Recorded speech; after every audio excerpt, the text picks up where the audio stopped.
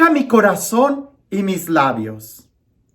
En la misa antigua, cuando todavía se celebraba en latín y de espaldas al pueblo, había muchísimas oraciones que el sacerdote realizaba casi en silencio, en una voz muy baja, solamente para él.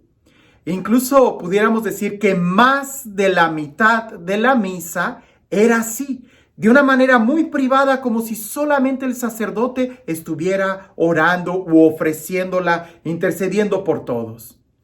Hoy en la misa, afortunadamente, tenemos el privilegio de poder escuchar la mayoría de las oraciones. Pero esta oración muy particular, así como hay otras oraciones, se siguen conservando como en secreto, donde el sacerdote, o en este caso el que va a leer el evangelio, que usualmente es el sacerdote o el diácono, se prepara interiormente para ese momento específico, porque tiene una suma relevancia.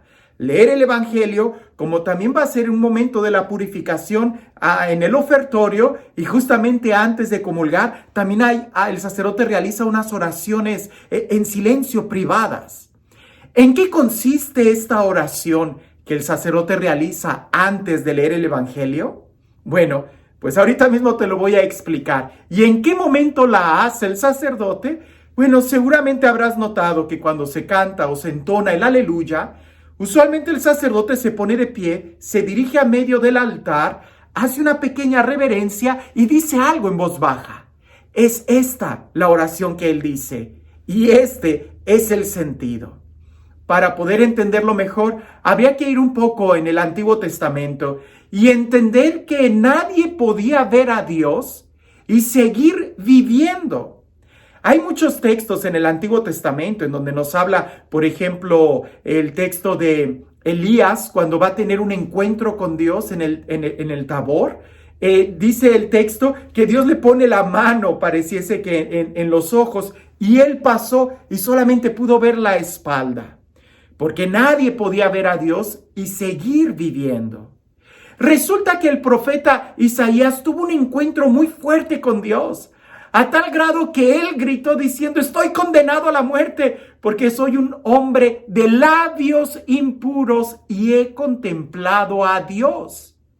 Fíjate bien lo que dice el texto, de labios impuros, porque pareciese que de lo que habla la boca es precisamente lo que está lleno el corazón.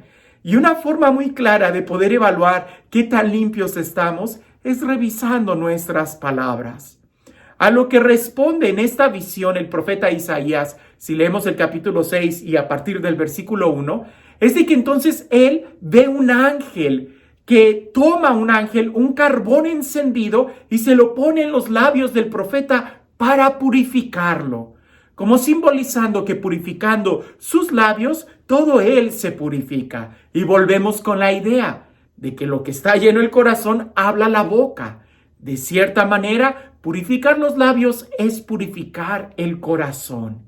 Y en ese momento, cuando el sacerdote hace esa oración en secreto, que es esta la oración que él dice: purifica mi corazón y mis labios, Dios Todopoderoso, para que pueda anunciar dignamente tu evangelio. En la misa antigua se hacía de una manera más clara la alusión al profeta Isaías, pero esta breve oración expresa todo el deseo. Purifica mi corazón y mis labios, para que pueda anunciar dignamente tu evangelio. Ahora, por un momento presta atención a esto.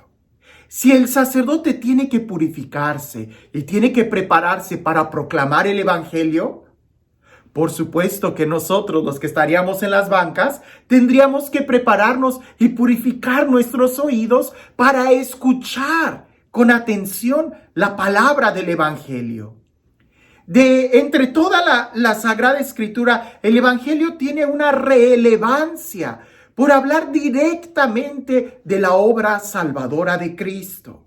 Pero en ese momento en donde el sacerdote pasa y se hace esa pequeña reverencia al altar y pronuncia esa oración en secreto, Aunque nosotros estemos cantando el aleluya con gozo, con júbilo, hay un estribillo o hay un versículo que se lee también entre el canto del aleluya que usualmente hace referencia a la celebración o al evangelio.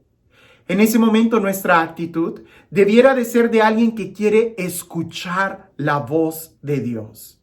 Lo que te voy a decir es muy importante, porque hay una diferencia en el lenguaje griego sobre la palabra logos, que es la que encontramos muy seguido en el evangelio, que Jesús es la palabra, el logos.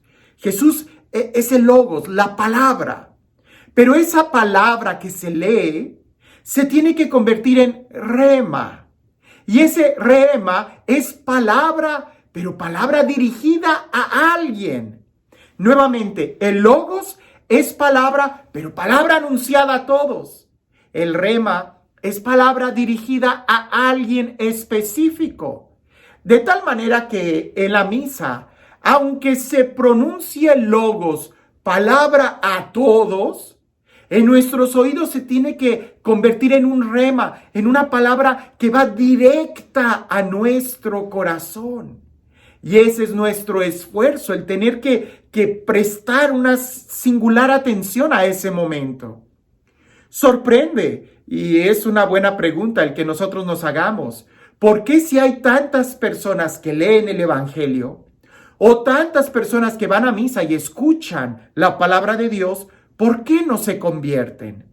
Pues porque precisamente la escuchan como un simple logos, una palabra que va dirigida a todos y como por ahí dicen, pues quien le caiga el saco que se lo ponga. No, es que nuestra actitud no debiera de ser como simplemente escuchar una historia, sino escucharlo a Él que habla de mi historia. Porque en la historia de la salvación, si Jesús es el protagonista, indudablemente tú eres la segunda persona importante en esta historia, porque todo lo que Él hizo fue por ti. Es decir, por cada uno de nosotros. Pero nuestra actitud es de alguien que quiere escuchar, de alguien quien recibe, de alguien a quien la palabra interpela. Cuando el sacerdote termina la lectura del evangelio, te darás cuenta que incluso besa el evangelio y también hace otra oración. Esa breve oración tiene como finalidad una consecuencia de lo que acaba de suceder. ¿Qué sucede cuando nosotros escuchamos el evangelio? El sacerdote dice en voz baja, las palabras del evangelio borren nuestros pecados. Y besa el evangelio, porque las palabras deben de consumirnos. Así como decíamos en la primera oración secreta que el sacerdote hace, aluciendo al profeta Isaías con ese carbón encendido, deberían las palabras, la palabra del evangelio, encender y quemar nuestros labios.